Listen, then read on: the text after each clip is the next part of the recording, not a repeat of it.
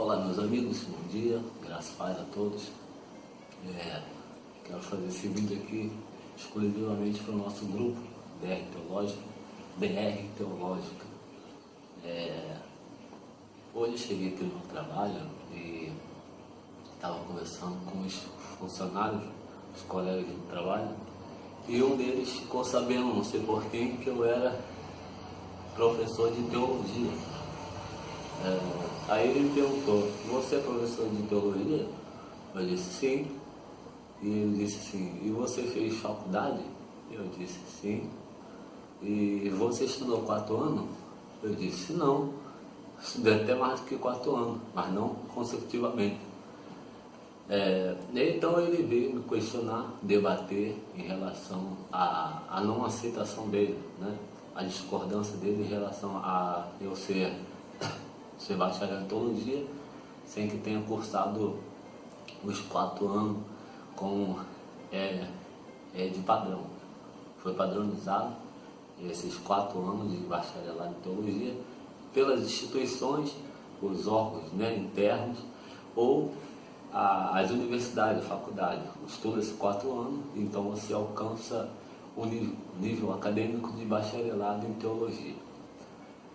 A questão é o seguinte: ele apresentou, pelo visto parece que não conhece o curso EAD, que é a formação à distância, né? Mas antes de tudo eu gostaria aqui já de deixar bem claro que eu não sou alguém que sou formado apenas à distância, sou alguém que já estive em sala de aula, já estudei em faculdade interna, faculdade assembleiana, já estive em sala de aula de seminários.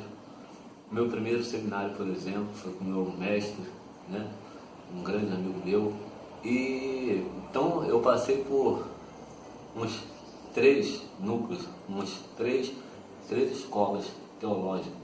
Meu mestre, a segunda foi na faculdade, em Araruama, e a terceira foi num seminário. Então, onde eu obtive bastante conhecimento, obtive bastante experiência, só que devido à falta de tempo, às vezes nos é necessário optar por outra opção. Hoje, por exemplo, institucionou o método EAD, que é o Estudo de Formação à Distância, devidamente a este fato, por pessoas que precisam estudar, querem ter suas formações, porém não tem-se o tempo que necessitam para tal coisa, para tal estudo. Então, a única opção que eles têm, né, que foi criada aí, foi o que? Foi curso à distância, formação à distância. Desconsiderar um currículo, desconsiderar uma formação de alguém que é formado à distância é algo irracional, é algo não inteligente, porque se você for entrar na pesquisa e entrar nas faculdades, eles vão dizer: o mesmo ensino que você tem à distância, por módulos, é o que você teria presencial. Mas, meu amigo, qual a diferença? A diferença eu posso te dizer, porque eu já frequentei salas de aula. Uma das maiores diferenças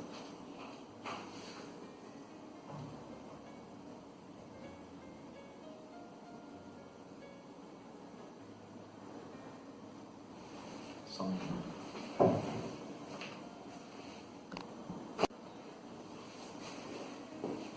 Voltando aqui ao raciocínio, uma das maiores diferenças, na minha opinião, é que quando você estuda uma aula presencial, além de você obter o mesmo ensino o conteúdo que você obteria estudando à distância, por módulos, você vai obter, né, por ouvir experiências de professores muito bons, são muito construtiva.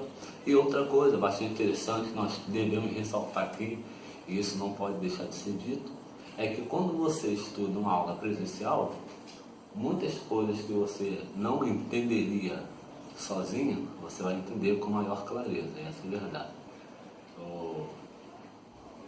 Nós precisamos ser bastante sinceros, que o estudo ele é feito de níveis. Até um certo ponto você consegue entender sozinho. Até um certo ponto você não necessita de ajuda. mas chegará uma hora, um momento em que você não vai entender o que você lê.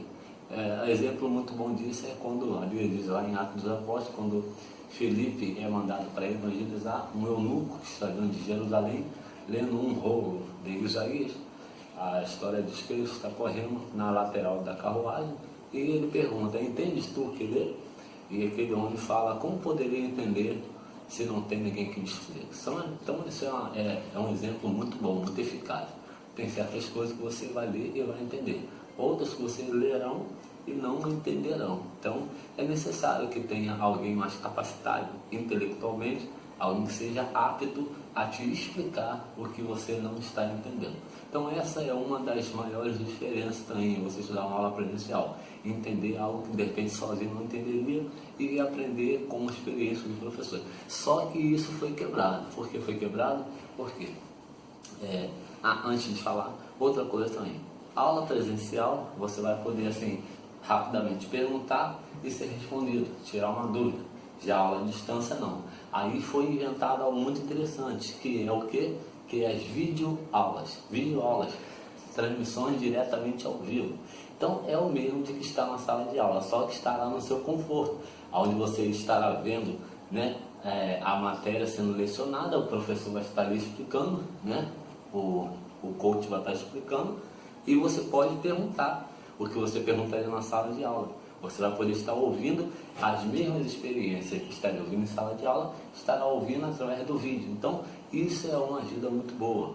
Então, foi criado esse método aí, do estudo da formação à distância. Então, irmão, não venha me dizer que não é aceitável, você não concorda, porque isso aí realmente seria uma ignorância muito grande. Você pode opinar: eu prefiro estudar presencialmente. Ok, respeita a sua opinião.